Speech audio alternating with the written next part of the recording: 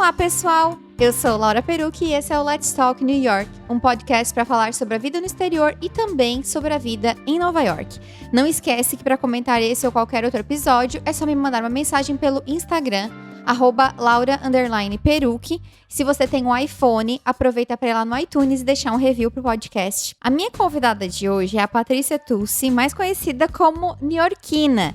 Quem acompanha o meu trabalho no canal com certeza conhece a Paty, mas para quem não conhece, deixa eu apresentar. A Paty é de São Paulo e há uns 20 anos ela vivia sua vida normal de estudante de administração na capital de São Paulo, né? E ela veio para Nova York com as amigas dela. Isso era para ser só mais uma viagem com as amigas, conhecendo a cidade, curtindo as férias, para depois voltar para São Paulo. Mas ela não sabia que essa viagem ia mudar a vida dela para sempre, literalmente. Porque foi nessa viagem, mais precisamente quase lá no último dia, que a Paty conheceu um crush que não ficou só no papel de crush. Eles se casaram e tiveram 3 filhos. E é por isso que hoje a Patrícia mora em Nova York. Depois eu vou pedir para ela falar um pouquinho do trabalho dela também. Mas hoje ela tá aqui para falar sobre a história dela, de como ela veio morar em Nova York, como ela veio parar aqui, né? Como essa história louca trouxe ela para cá.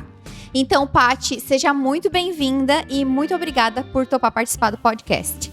Oi, Lau. Eu que agradeço. Tô muito contente com esse convite. Muito animada em poder contar um pouquinho da minha história, meio maluquinha, meio comprida. Até já fica o convite, eu vou deixar o link depois nas anotações do podcast, que a Paty começou um canal no YouTube recentemente e ela tá contando essa história lá em partes, em vídeos. De fato, não é uma história óbvia. Então, pra gente começar, né? Como que era a tua vida em São Paulo? Tu já conhecia Nova York? E como que surgiu essa ideia dessa viagem pra cá? Bom, eu tinha 21 anos, eu era estudante, eu tava fazendo faculdade de administração. Nunca tive interesse de vir pra Nova York. E essa ideia, então, ela não surgiu de mim, ela surgiu de uma amiga minha. A minha ideia inicial, quando eu vim pra cá, que foi em 96... essa viagem não era para ter rolado. Eu tinha ido primeiro em julho para Barcelona. Na verdade, minha irmã tinha feito um mochilão e eu vi as fotos dela e eu me apaixonei por Barcelona. Falei, não, agora eu quero estudar espanhol. Então, eu fiquei alguns aninhos, 2, 3 aninhos, juntando dinheiro para poder ir fazer esse curso. E em julho, quando eu fui para Barcelona, eu passei mal. Eu fiquei uma semana lá, fiquei enjoada, o enjoo começou a piorar cada vez mais. Eu não sabia o que eu tinha e eu quis voltar para casa. E eu fiquei muito frustrada, porque era uma coisa que eu tava antecipando bastante tempo. Então, inclusive foi por causa disso que eu passei mal. Depois eu fiquei sabendo que isso foi uma crise de ansiedade. Foi minha primeira crise de ansiedade, que na época eu não sabia o que era. Então eu acabei voltando pro Brasil, fiquei chateada, a empresa de intercâmbio me devolveu grande parte do dinheiro. Fui chorar as pitangas com a minha amiga, e a minha amiga falou, vamos pegar esse dinheiro e vamos viajar. E eu falei, boa ideia, eu quero viajar mesmo, eu quero esquecer que isso tudo aconteceu. Então eu fui para Barcelona em julho e aí resolvi ir para Nova York em outubro. Ela teve que me convencer para vir para Nova York, porque eu não queria de jeito nenhum vir para Nova York. Ela era aquele tipo de New York lover. E ela falou, vamos. Eu acabei mais indo porque eu realmente queria entender por que eu tinha...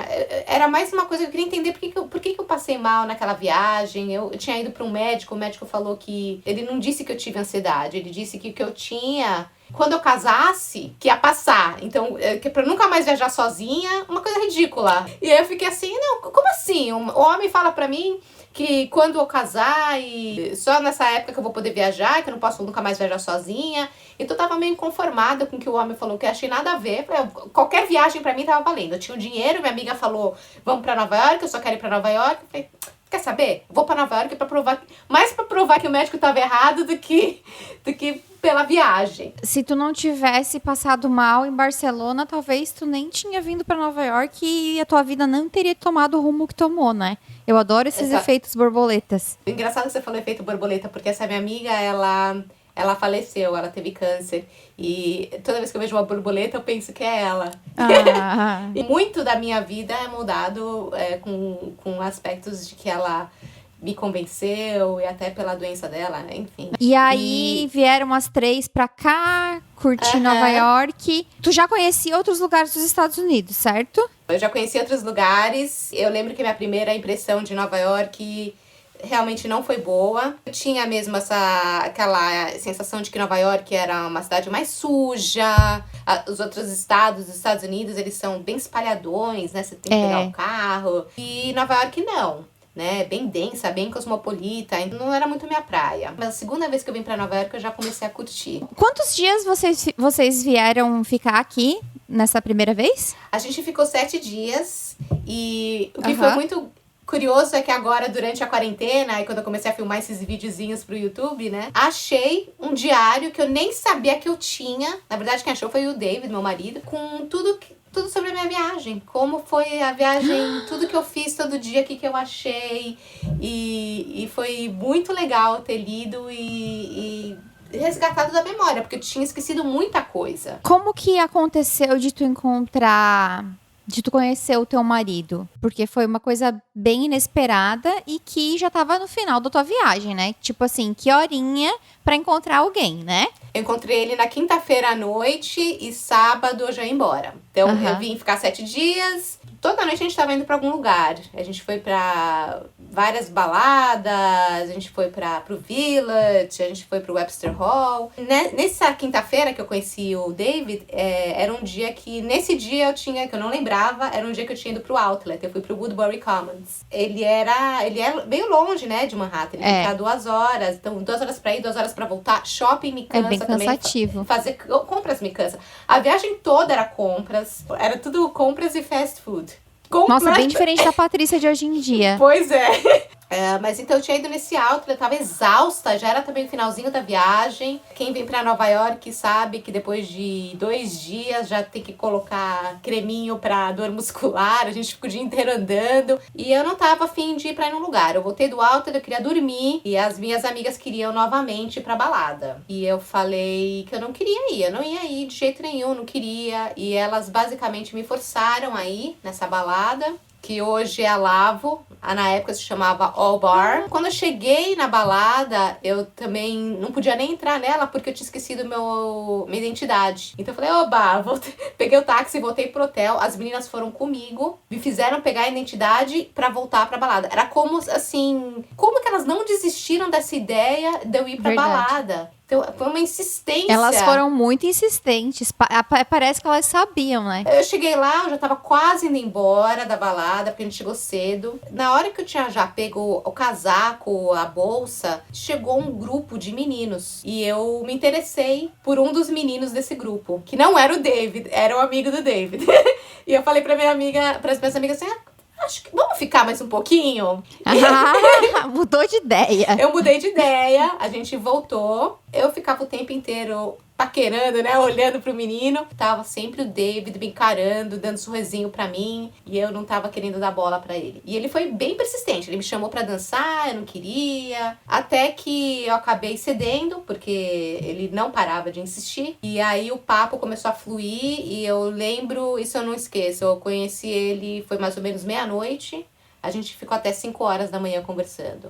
Nossa. A gente fechou o lugar. Minhas amigas já tinham ido embora, os amigos dele já tinham ido embora. A gente sentou no sofá e a gente ficou conversando até 5 horas da manhã. Ele falou, eu vou te buscar umas 10 horas da manhã, então basicamente não dormi. Vou te buscar e aí a gente vai passar o dia inteiro juntos, sexta-feira juntos, porque sábado você tá indo embora. Ah, tá. E ele com consciência de que tu ia embora, com consciência que, tipo assim, tô me metendo aqui com uma gringa que eu não sei quando mais vou ver. Isso. E aí a gente passou o dia inteiro juntos, né? Então na sexta-feira, então eu conheci ele na quinta, sexta-feira já foi meu primeiro first date. E aí a gente foi pro Metropolitan, eu conheci a sogra no meu primeiro date, porque ela morava na frente do museu.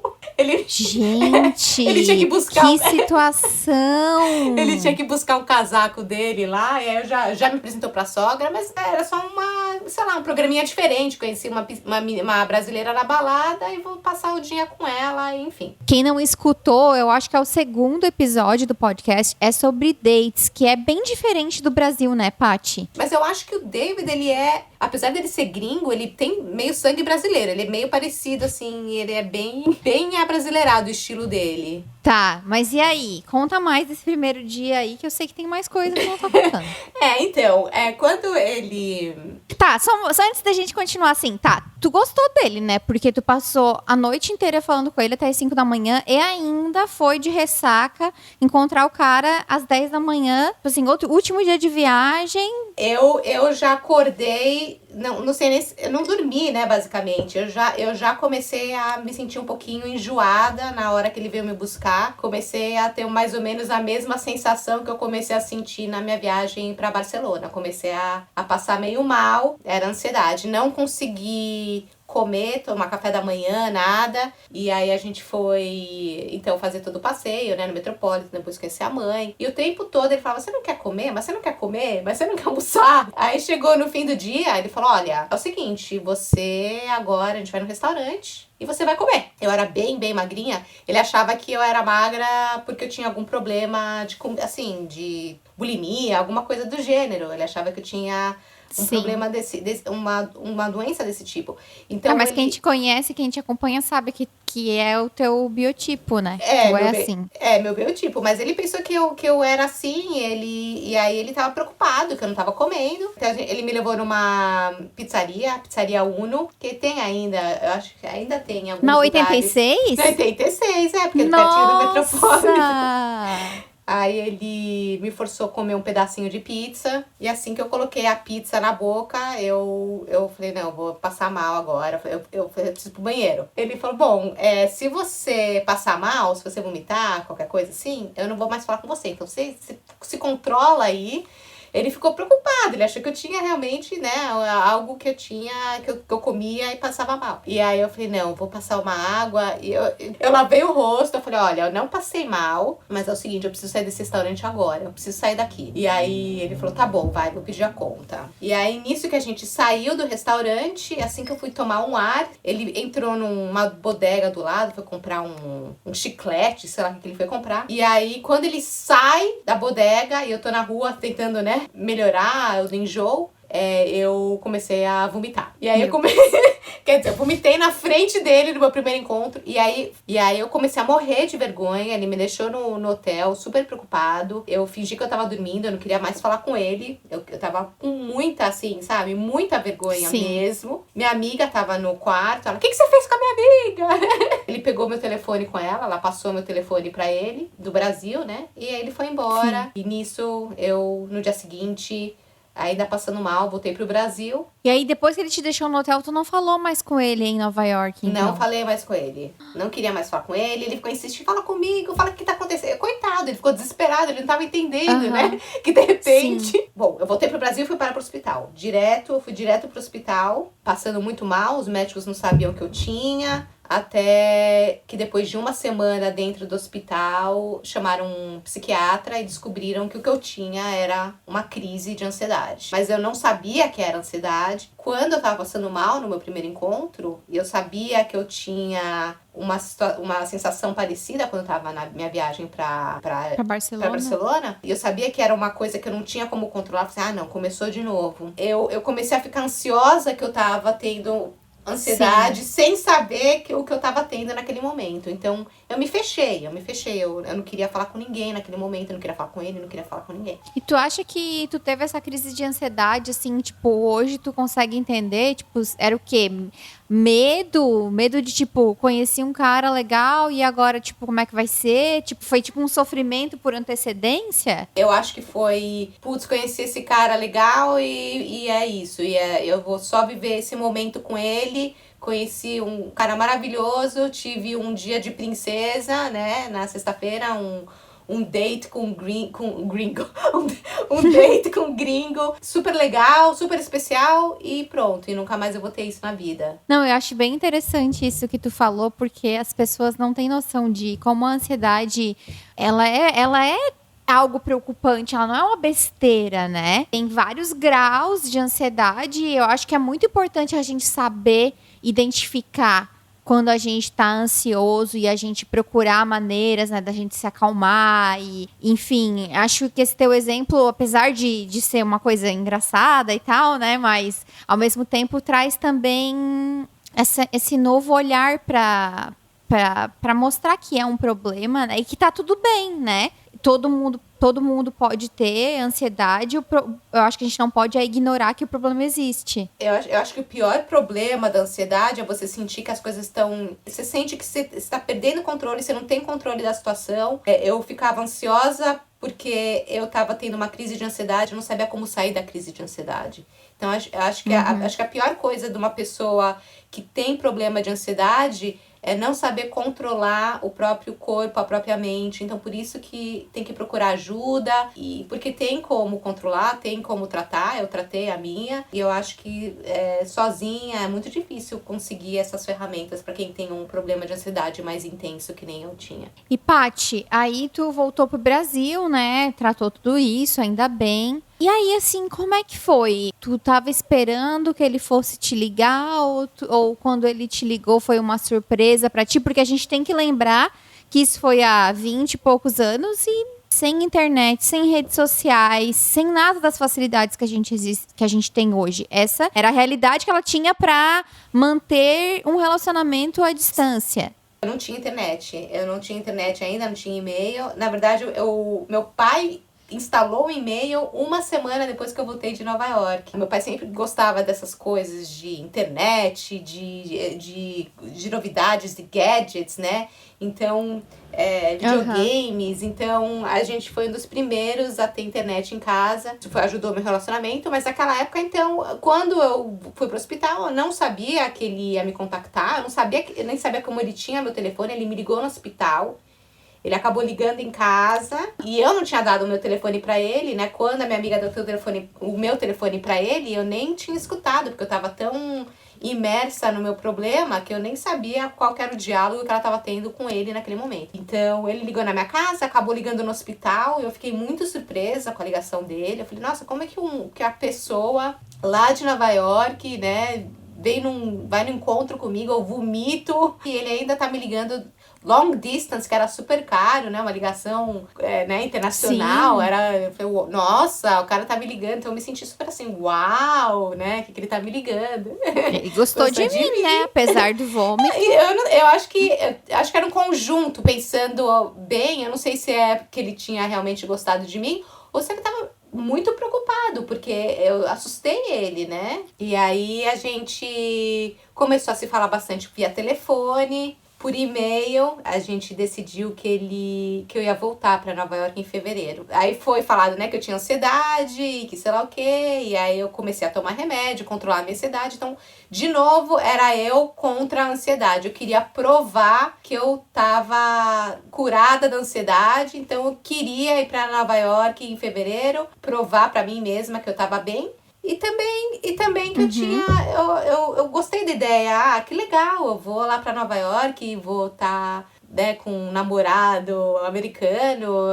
Eu queria ver eu tinha 21 anos, né? Eu queria ver o que rolava, o que ia sair disso. Sim. E aí, de outubro a fevereiro, vocês ficaram nessas conversas por e-mail e telefone. E-mail não é assim, que nem a gente tem agora mensagem de texto, que é o tempo inteiro. Então, e-mail era um e-mail, ele usava na biblioteca. Tipo carta, né? É tipo carta. Porque ele escrevia da biblioteca da faculdade, né? Ele tava fazendo NYU. Então, ele mandava um e-mail, depois 3 dias mandava outro. Pra ligar a internet, eu tinha que ligar no modem. Então, não era o tempo que nem a gente tem 24 horas internet. Tinha que conectar. Aí o telefone ficava ocupado na minha casa. Então eu não podia ficar usando a internet o tempo inteiro. Eu gastava. Eu tinha que escrever um e-mail, depois copiar e colar pra não perder muito tempo. E aí, como é que foi essa segunda vinda? Foi mais tranquila? A segunda vinda, ela foi bem mais tranquila e ela foi bem diferente também. Eu tive uma segunda opinião sobre Nova York. Comecei a enxergar Nova York com um olhar de local, né? Então o Dave estava fazendo faculdade, eu fui conhecer a NYU, ia nos lugares que o pessoal da minha idade ia, nos cafés mais locais, pessoal da faculdade. Foi uma viagem completamente diferente. Foi minha primeira vez no Brooklyn. Eu sei que vocês ficaram num relacionamento à distância por um bom tempo, né? Assim, conta um pouquinho como é que foi, de quanto em quanto tempo vocês se viam, como que vocês conversavam sobre o futuro, como é que foi também? Porque eu acho que relacionamento à distância também é um exercício para ansiedade, né? Sim. Toda vez que eu tinha que falar tchau pra ele, passava meio mal, né? Meu último dia, eu ficava, mesmo que eu já tava com a ansiedade controlada, eu tive alguns pequenos episódios de ansiedade. Será que essa vai ser a última vez que eu vou ver ele? A gente era muito jovem. Eu tinha 21 e ele tinha 19. Eu ficava sempre nessa indecisão, nessa insegurança, né? Por que ele vai continuar comigo? E era assim, a gente se via com bastante frequência, cada 6 meses. Ou eu vinha para Nova York, ou ele vinha pro Brasil. Foi depois de quanto tempo nessas idas e vindas, né, de relacionamento à distância, que tu decidiu tomar um passo maior, que foi vir para Nova York de vez? Bom, primeira coisa também, quando a gente teve esse namoro à distância, a gente era muito novo, a gente saía com outras pessoas também. Então a gente ficava assim, olha, a gente vou tentar namorar com esse rapaz, conheci esse rapaz numa festa, ou ele ia conhecer essa menina, porque a gente era muito novo.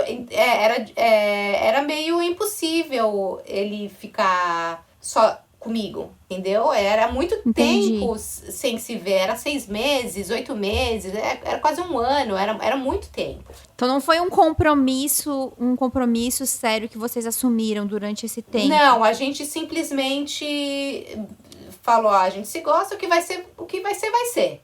Eu tive alguns momentos que eu fiquei na dúvida, que eu comecei a namorar com alguém, eu falava, eu tô namorando com esse cara, mas sempre que eu namorava com alguém, eu falava, olha, eu tenho um cara em Nova York, eu sempre deixava tudo bem claro, às vezes eu namorava com alguém 2 meses, aí no meio desse namoro aparecia a viagem, eu falava, agora apareceu a viagem, agora eu vou, e daí eu vou ver o que eu quero. E sempre eu voltava e falava, não, eu resolvi que eu quero continuar com o cara em Nova York, vou ter que desmanchar com você. Eu pensei, bom, eu tô na faculdade, eu quero me formar, e depois que eu me formar, então eu vou para Nova York e pronto, vou com o meu currículo, né? Vou com o meu inglês e com o meu currículo. Vou arrasar e vai estar tudo bem. E mãe, pai, ó, quando acabar a faculdade eu tô indo, tchau. E é isso que eu pensei que ia acontecer. Só que não foi o que aconteceu. É até legal, né, pra gente desromantizar essa parte, porque as pessoas acham que é realmente comprar uma passagem, vir com um currículo, bater na porta, e não é assim que acontece. Não é, até hoje não é assim, não é tão fácil. Eu queria que tu falasse um pouco de como foi pra ti, como foram as frustrações, a expectativa versus realidade que a Patrícia tinha de vir morar em Nova York. E outra coisa, tu veio porque tu quis. Vim porque eu quis. Era tudo eu. Eu tentava, eu vou tentar, é isso que eu quero, é isso que eu vou. Então, eu sempre fui uma pessoa muito determinada. No caso, meu objetivo era me formar e vir pra cá. Alugar o apartamento foi muito difícil, não tinha Airbnb naquela época, então a gente tinha que fazer um negócio que se chamava sublet, que era subalugar, eu tinha que subalugar por 3 meses, eu me dei 3 meses pra vir pra cá depois que eu me formei, que era o que eu tinha de dinheiro. Eu tava voltando várias vezes, nesses 5 anos de namoro, e nas últimas vezes, na imigração, começavam a apertar mais o cerco comigo. Por que eu tô indo toda vez? O que eu faço toda vez em Nova York? Por que eu fico toda hora vindo pra cá? Então, pra alugar esse apartamento foi bem difícil. O David que teve que subalugar por mim, porque ele era residente. E aí eu fiquei nesse apartamento 3 meses, imprimi um monte de currículo, fiz uma lista imensa de empresas multinacionais, empresas que tinham no Brasil e tal. E tu veio com visto de turismo? Visto de turismo, E aí depois de assim, 2 meses batendo em portas, eu percebi que eu tava perdendo meu tempo. Eu acho que eu bati em mais de 300 portas. 300, eu tinha uma lista imensa. Eu até fiz um roteiro por bairro de empresas para bater na porta. Quando alguém, Maria não respondia, quando alguém respondia, perguntava, a primeira coisa que perguntava se eu tinha visto de trabalho, e a resposta era não, e as pessoas falavam, olha, a gente não vai te sponsor, a gente não vai te fornecer esse visto. Quando você tiver um visto de trabalho, você vem, a gente conversa. E aí, depois de 3 meses, então, eu voltei pro Brasil bem decepcionada, bem frustrada. E, na verdade, foram 4 anos, né? 4 anos alimentando a esperança.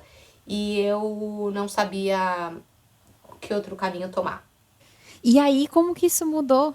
Porque mudou, né? Mudou. Você tá aqui hoje é porque mudou. Mas como que foi? Eu fiquei alguns meses chateada, sabe? Desesperançosa, achei, ok. E desesperada, né? Porque o David era jovem, naquela época tinha 22 anos. Eu, 24. Ele não queria casar. Ele falou, eu gosto muito de você, mas eu não quero casar. Eu falei, eu acho que o único jeito que eu vou conseguir vir com visto, né, como eu comecei a pesquisar e tal, era visto de estudante. E aí eu falei, bom, então vou tentar fazer um mestrado, né? Um mestrado, um MBA aqui em Nova York. Aí comecei a ver preço da Columbia, da NYU. E eu não tenho dinheiro, eu não tenho essa, como é que eu vou pagar essas faculdades? Eu não tenho dinheiro pra isso. Porque além de tu pagar a faculdade, tu tem que se sustentar, né? Sim. Tem um aluguel, tem a tua alimentação, o teu lazer. E a gente sabe que Nova York é uma cidade muito cara, né? E provavelmente naquela época também já era, né? E eu não tinha nada guardado, porque eu tô indo e voltando pra Nova York. Tudo que eu ganhava, eu torrava vindo pra cá. Eu não tinha reservas. A Patrícia não torrava em brusinha, ela torrava com passagem aérea. Eu comecei a ver, ok, esse curso é muito caro. Eu comecei a ver que os cursos de undergraduate, que são cursos, né, de bacharel, é isso que se chama? Bacharel? É a graduação, é uma graduação, né? É uma faculdade. Então não é uma pós, seria fazer de novo a faculdade. Só que mesmo assim, faculdade privada era caríssima. E aí eu descobri que tinham as City Universities, que são as faculdades públicas, que elas não são de graça, mas elas são bem acessíveis. Mas são mais baratas. Sim.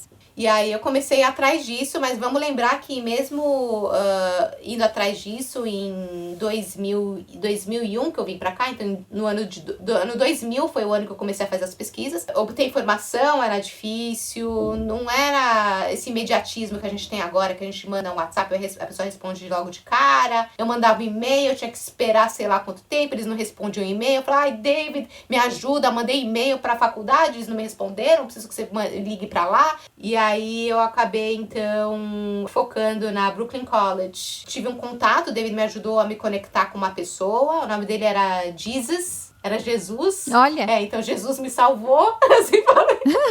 O Jesus, então, ele era counselor, né? Ele ajudava nisso tudo, nesse processo. E o processo, pra mim, era mais difícil. Pra entrar numa faculdade, já é meio difícil, né? Aqui você precisa de carta de recomendação, você tá competindo com outras pessoas. Eles têm um espaço mais limitado para estudante internacional. Quando eles falaram que eu fui aprovada, foi em janeiro de 2001 e eu tinha que vir para cá em fevereiro de 2001. Quanto tempo que seria o teu curso e como é que estava o relacionamento de vocês? E eu sei que teve um ultimato aí. Meu curso de undergraduate, né, é um curso de 4 anos. Mas eu falei que eu ia ficar 4 anos no meu curso, mas eu sabia que eu não ia me comprometer a 4 anos de curso. Eu ia fazer 1 ano de curso. Na verdade, a minha intenção em fazer o curso era vir pra cá pra ver se era isso mesmo que eu queria, da maneira legal, dar esse tempo pro David, né, amadurecer a ideia de que a gente já tava 5 anos juntos e que já era a hora de me pedir em casamento. O curso foi a minha maneira de eu conseguir isso. Eu usei o Brooklyn College, desculpa, Brooklyn College, eu te usei, mas eu não queria vir aqui de nenhuma outra maneira que não fosse da maneira legal, e essa era a maneira que eu arrumei, né, então vindo estudar. E aí quando eu cheguei aqui eu falei, olha David, é o seguinte, eu tenho grana para 1 ano, Fiz de tudo, tentei de tudo, eu não sei mais o que fazer, essa é a minha última opção. E você vai ter um ano aí pra pensar, a gente tá 5 anos juntos, um ano pra você pensar, você tem até o final do ano, dezembro, 31 de dezembro, 11h59 da noite, pra me pedir em casamento. Se você não me pedir em casamento, dia 1º eu tô indo embora, eu vou voltar pro Brasil e eu peço pra você, por favor, não empatar mais a minha vida, porque já é muito tempo. Eu cansei e eu não tenho mais forças, eu não consigo mais viver assim. Eu comecei a fazer faculdade, eu escolhi um curso, na verdade, eu levei a sério o meu curso, apesar de não ter sido o meu principal motivo para estar em Nova York, eu escolhi um curso que me interessava, que foi psicologia, e foi 2001. E então, cheguei em fevereiro e dia 11 de setembro a gente teve os atentados terroristas. E em outubro eu fui pedida em casamento. Olha, ainda bem que ele não deixou até o 31 de dezembro, 11h58, mas eu ficava chorando, né? porque eu ficava toda hora, quando era meu aniversário eu chorava, porque eu pensava que ele ia me pedir no meu aniversário. Não pediu. Aí, agora são 5 anos juntos, vai pedir. Não pediu. Agora são, sabe, eu tinha datas, assim, que eu previa que eu ia ser pedida em casamento e não rolava. E eu ficava decepcionada, eu ficava muito triste. Claro, porque o relógio tava contando, né? E tu, tipo assim, tu se colocou disponível e tu se deu uma chance, né? Apesar de toda a longa trajetória, tu pensou, tá bom, essa é a minha última carta. Tô aqui, tô disponível, tô estudando e é a chance que a gente tem pra ver se vai dar certo. Só que aí o tempo vai passando e tu vai pensando, tá, então eu tô aqui pra nada. E aí quando ele te pediu, tu nem tava esperando. Quando ele me pediu, ele foi muito filho da mãe. Foi o nosso aniversário do dia que a gente se conheceu. A gente se conheceu em outubro, né, de 96. Então, nesse dia, era o dia que eu pensei, né, que ele ia me pedir em casamento. E ele me levou no Cipriani, da Quinta Avenida, o Harry Cipriani, aquele bem chique, né, na Quinta Avenida, na frente do Central Park. E aí a gente foi jantar, e eu falei, agora ele vai me pedir. E ele ficava assim, sabe? E ele ficava colocando a mão no bolso, sabe? E ele não pediu. Eu não dormi aquela noite. Aquela noite, eu falei, não, ele tá de brincadeira comigo, eu já tava querendo voltar pro Brasil. Eu não ia nem esperar mais até dia 1º de janeiro, eu já queria voltar. No dia seguinte, então, eu fui pra faculdade. E aí, quando eu voltei da faculdade, eu fui pro meu apartamento.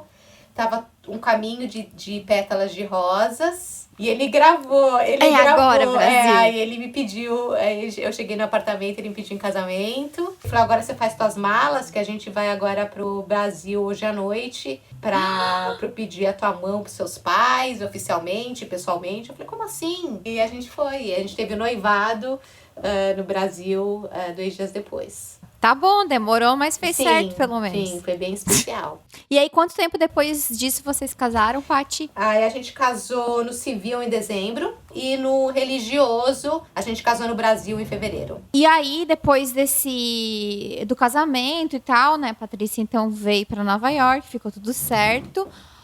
E vocês tiveram 3 filhos, né? Que hoje já estão bem grandinhos aí, 2 adolescentes, um pequenininho. Uma coisa que eu acho legal destacar da tua história é que, por um bom tempo, tu se dedicou à tua família, né? Aos teus filhos e tudo mais. Eu queria que tu falasse um pouco sobre como foi construir uma família, né? Longe da tua família. Tava assim, nas nuvens, meus sonhos foram concretizados e eu não pensei muito no futuro, como é que ia ser, né, criar uma família longe dos meus pais. Eu não pensei nisso, eu tava pensando, ok, eu amo David e vai dar tudo certo e o amor conquista tudo. Logo de cara, quando eu engravidei, eu tomava banho todos os dias chorando. Eu falei, o que eu fiz? O que eu fiz com a minha mãe? Como é que eu abandonei minha família assim? Como é que eu vou criar essa criança sozinha? Quem vai acompanhar tudo? Eu tirei isso dela. Então eu comecei a sentir comecei a cair na real. Foi muito difícil. Foi bem, bem difícil. Meu primeiro ano foi extremamente complicado. Não tinha com quem muito pedir opinião. Eu basicamente criei as crianças sozinha. O David também. O David, ele é um pai que, assim, ele sustenta a casa e tal, mas ele não é esses pais que ajudam a fazer papinha. Às vezes, no Brasil, eu via minha irmã, tô cansada, vai na casa da avó. Não tive isso. Por essa razão também que quando eu tive as crianças, né, eles têm agora 15, 14 e 10 anos. Falei, não, isso aqui é um full-time job. Eu não posso pensar em trabalhar. Eu tenho que estar me dedicando integralmente às crianças. Nem cogitei voltar ao mercado de trabalho por 10 anos. Só que eu sempre fui uma pessoa assim, que eu trabalho desde os 14 anos. Então, quando eles começaram a crescer e ficar muito tempo na escola, eu pensei, eu não tô realizada, eu não tô feliz. Eu preciso trabalhar, eu preciso ter a minha independência, eu preciso ter a minha personalidade. Eu não posso mais ficar a vida inteira à mercê das crianças e não atingir a minha felicidade plena. E a minha felicidade plena é tá dando para eles, dando pro meu marido e dando para mim também. Então eu queria voltar a trabalhar. Bom, e aí, eu queria que tu falasse, quando tu começou a pensar nisso, pensou em, tipo assim, vou procurar um emprego para voltar pro mercado de trabalho, ou tu logo já pensou de cara em empreender? Minha primeira gravidez eu perdi. Eu tava trabalhando para uma empresa, começava a pedir para ir no médico toda vez, eu não tinha falado que eu tava grávida ainda. Meu chefe começou a reclamar. Ele ficava, o que você fica faltando no trabalho, indo no médico toda hora? Eu fiquei meio traumatizada de ficar trabalhando para alguém grávida. E eu comecei a sangrar e tal, e essa minha primeira gravidez acabei perdendo, porque quando eu comecei a sangrar, eu falei, não vou nem no médico, porque meu chefe tá bravo comigo, né? Não culpo o meu ex-chefe por ter perdido o bebê, porque depois a gente fez um exame e realmente o bebê era um bebê que teve malformação mesmo do feto. Demorou 2 anos para engravidar de novo e eu tinha me prometido, quando eu engravidar de novo, nunca mais vou trabalhar. Eu não vou mais trabalhar porque eu não quero lidar com esse tipo de pressão. Quando eu tive as crianças, eu voltei nessa história do ex-chefe. Se eu tô com as crianças, e se eles estiverem doentes? E se estiverem férias? Tenho um compromisso principal que são os meus filhos. Eu pensei, não vai dar certo trabalhar para alguém. Eu preciso empreender. Tu acabou passando por coisas que eu acho que muitas mães devem passar, né? De se verem divididas e porque também a sociedade acaba colocando toda essa carga em cima da mulher, da mãe e tudo mais, né? E aí, como que nasceu a Niorquina? Demorou pra nascer, porque eu não sabia o que eu queria. Eu sabia que eu queria empreender, mas eu não sabia o que eu queria. Veio o Instagram, eu comecei a ver muitas mulheres da minha comunidade, aqui do meu bairro, vendendo coisas no Instagram. E a primeira coisa que eu fiz no Instagram foi, eu criei uma empresa de customizar camisetas. Então, o que eu fiz? Eu comecei a pegar todas as minhas camisetas do armário e pegar tesouras e cortar e colocar cloro nelas, né? Chegou um momento que eu só tinha trapo no meu armário e eu não tive nenhum cliente. A minha única cliente foi a minha sobrinha. A minha sobrinha, ela pediu tinha uma camiseta que era do irmão, que ela usava de pijama, e ela falou, você pode customizar? Então aí eu dei umas rasgadas na camiseta dela. Ela ficou com pena de ti, Patrícia. Porque apesar de não ter nenhuma cliente na minha empreitada da internet, teve uma vez que eu tinha uma outra amiga que vendia... ela fazia atividades para as crianças no Instagram. Toda sexta-feira, uma aulinha de sabonete, aulinha de qualquer coisa. Então ela falou, vamos fazer um collab. Você vai customizar umas camisetas e aí a gente vai fazer ela desbotada, e a gente vai cortar em tirinhas, a gente vai fazer um bracelete aí, e essa vai ser a aulinha que a gente vai dar para as crianças. Nisso tinha uma menina aqui do bairro que vendia uns braceletes de couro, meio parecidinhos, mas o meu era trapo desbotado, o dela era de couro. O nosso a gente colocava charmezinhos, pingente, né? Pingente. Então a gente comprou umas pingentes aí em Manhattan, baratinha. O dela são pingentes de ouro com diamante. De uma certa maneira, ela achou que essa aulinha que eu dei, em colaboração com essa outra menina, eu estava sendo concorrente dela. E aí foi o maior bafafá, e ela não falou comigo por sei lá quanto tempo, e começou a espalhar para todo mundo que eu sou copiona. O que eu for fazer aqui na internet, no Instagram, eu não quero estar com as meninas do bairro. Eu preciso me diferenciar. Eu não quero lidar com esse drama. E aí eu pensei, o que eu tenho de diferente das meninas do bairro? Eu falo português, eu sou brasileira. E aí, nisso, eu troquei o meu Instagram para voltar pro mercado brasileiro. E aí eu comecei a fazer um blogzinho de coisinhas de Nova York, curiosidades. E nisso eu comecei a ter seguidores brasileiros interessados em saber sobre Nova York. E eu comecei a perceber que todo mundo gostava de dar dica. Então eu comecei a ficar dando dicas de Nova York. Depois de um certo tempo eu pensei, nossa, eu recebo tanta gente pedindo tanta dica, como é que eu posso, o que eu posso fazer para capitalizar isso? E aí que foi que surgiu a ideia do Nyorkina, né, dos roteiros. Sim, explica um pouquinho para as pessoas o que tu faz hoje, porque a gente não falou lá no começo. Tá, então assim, roteiro personalizado não foi algo que eu inventei. Eu queria fazer alguma coisa diferente, mas já existia outras brasileiras fazendo roteiros personalizados em Nova York. Eu quero fazer algo que já existe. Eu não quero competir de frente e fazer exatamente a mesma coisa que as outras pessoas estão fazendo. Então, a minha ideia inicial, quando eu criei o Nyorkina, era popularizar a questão de roteiro personalizado.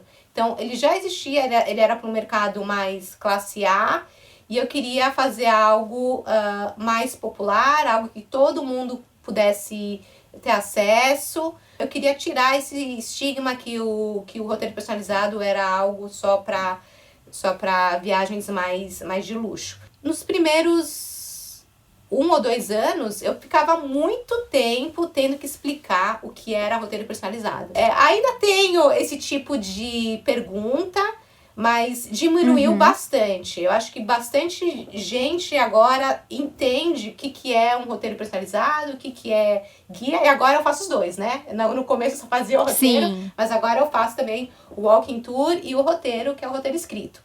E o passeio guiado é outra coisa, é outro produto, que é caminhar com o cliente, né? Fazer um walking tour.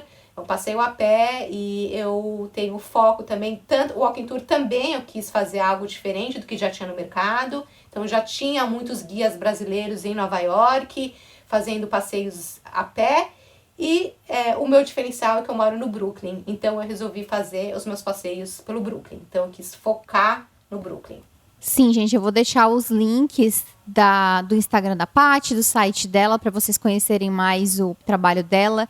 E, enfim, vale muito a pena para quem, né, quando essa coronavírus passar e as viagens voltarem, vocês podem marcar o passeio com a Paty, porque é muito legal atravessar a ponte e aí conhece toda a história do outro lado e tudo mais. E eu sei que tem várias novidades que a Paty está preparando aí também para o futuro. Sim. Eu queria te agradecer por tu ter contado a tua história, que é tão... Sei lá, todo mundo tem uma história, né? Eu sempre falo. E a tua história é só tua, né? Uma história única e pra mim é muito louco, assim, pensar, tipo, como tu foi pra Barcelona e daí não foi mais pra Barcelona e teve que vir embora. E não queria ir pra Nova York e veio pra Nova York. Não queria ir pra balada e foi pra balada. E hoje tu tá aqui. E bem persistente, né? Quando eu acho que a minha história é meio maluca. Também. Eu acho que ela é meio Também, maluca. sim. Ela tem muita coisa, né? Sou mãe, sou empresária, ai, nossa, é tanta coisa. Tive namoro à distância. ela é bem Sim. maluca, mas eu acho que é isso que ela faz da minha vida especial. Eu acho que a minha vida é muito rica em experiências e eu queria agradecer mais uma vez o convite. Eu fiquei muito contente, muito feliz e super obrigada, Lau, pela oportunidade. Imagina, eu vou colocar também o link do teu canal, por caso alguém tenha mais curiosidade lá. A Paty colocou em vários vídeos, vários capítulos a história dela. Ainda então não vale a terminei, pena tô na vocês... metade da história ainda. E agora, Olha aí, falando ó. no teu podcast, eu acho que vai ser uma novela de 1 ano. Então, gente, depois não deixe de mandar mensagem pra mim, pra Paty, falando o que vocês acharam do podcast. E vocês já sabem, a gente se fala no próximo episódio. Tchau! Tchau!